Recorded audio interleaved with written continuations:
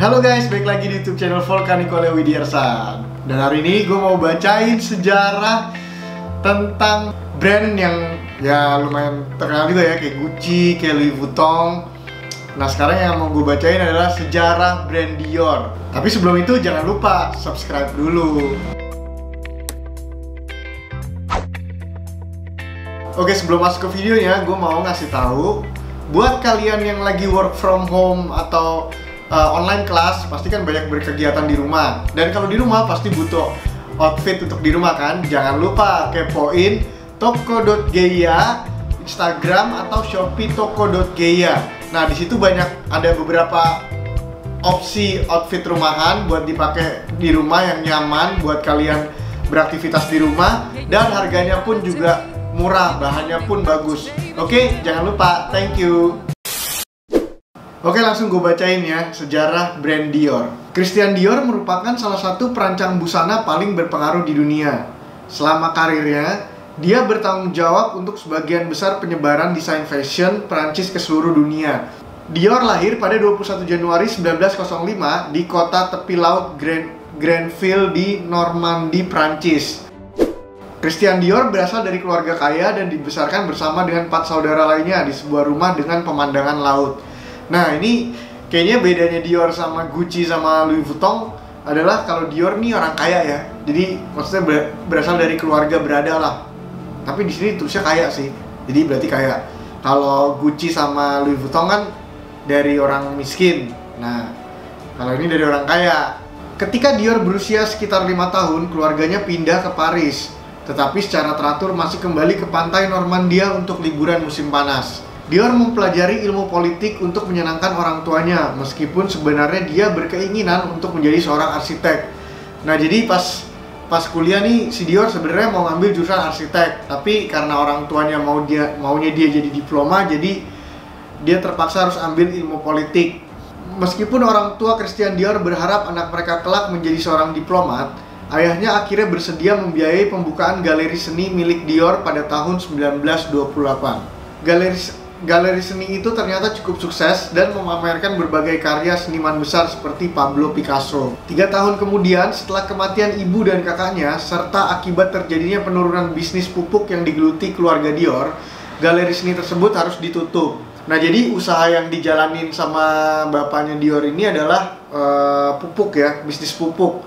Nah itulah yang ngebuat mereka keluarganya tuh cukup kaya lah di zaman itu.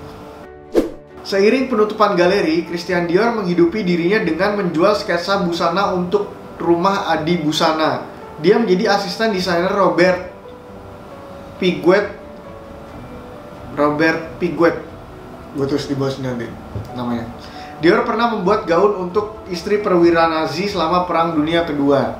Dia bekerja untuk perusahaan fashion cukup besar yang dimiliki oleh Lucien Lelong pada tahun 1940 sampai 1945. Sebelum beralih ke bisnis serupa milik Marcel Boussac. Boussac disebut The King of Cotton, memiliki sebuah perusahaan pakaian bernama Philippe de Gaston. Boussac membantu membiayai pendirian The House of Dior di sebuah rumah besar dengan 8 karyawan. Pada tahun 1947, label New Look milik Christian Dior telah sangat mempengaruhi mode di seluruh dunia. Istilah New Look diberikan kepada desain Dior karena dianggap memiliki tampilan berbeda dari gaya busana pada waktu itu. Nah ini kebayang sih, jadi mungkin pada zaman itu Dior ngelawan arus kali ya, di saat orang-orang bikin sesuatu tuh, misalkan taruhlah dia di busana tuh mainstream, yang modelnya kayak gitu-gitu aja dipakai banyak orang. Nah kalau dia mungkin pada waktu itu merubah mindset fashion di zaman itu, makanya mungkin dia namanya bisa langsung cepat melambung tinggi. Gaun rancangan Dior terkenal menarik seperti misalnya rancangan dengan bentuk jam pasir yang menjadi tren pada akhir 1940-an hingga awal 1950-an. Christian Dior menjadi sukses dan kaya sebagai perancang busana terkenal. Dia meninggal di Italia pada tahun 1957 setelah tersedak tulang ikan dan kemudian mengalami serangan jantung. YSL atau Yves Saint Laurent, asisten Dior selama 4 tahun, menjadi kepala desainer Dior setelah kematian sang pendiri. Nah jadi setelah kematiannya Dior nih, yang gantiin take over apa namanya House of Dior-nya tuh adalah YSL. Nah jadi gitu ya sejarahnya ya, apa namanya, jadi Dior itu berasal dari keluarga kaya, nggak kayak apa Louis Vuitton, Gucci itu kan dari keluarga miskin. Nah kalau Dior nih dari keluarga kaya. Dan abis itu dia juga sebenarnya tertarik pada waktu mau kuliah tuh tertarik masuk jurusan arsitek. Tapi karena bapaknya maunya dia jadi diploma, jadi dia akhirnya masuk ilmu politik. Nah di sini pelajaran yang bisa diambil adalah jadi kalau misalkan kita yakin sama sesuatu yang kita yakinin, terus dijalanin terus menerus, konsisten, itu pasti bakal jadi. Gitu kayak si Dior ini. Dan sekarang butik Dior udah ada berapa di dunia, udah banyak banget kan. Oke, itu aja video dari gua. See you in the next video. Bye.